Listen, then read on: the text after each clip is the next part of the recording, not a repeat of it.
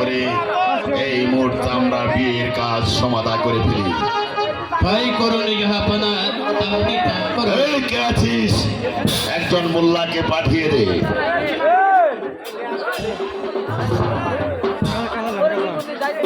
আসসালামু আলাইকুম। ওয়ালাইকুম আসসালাম। আমাকে কেন ডেকেছেন জাহাপনা? মোল্লা সাহেব, এই মুহূর্তে আমার একমাত্র পুত্র রহিম আর উজির সাহেবের কন্যা আমার উপানের বিয়ের কাজ সমাধা করে দিন। ঠিক আছে জাহাপনা, আমি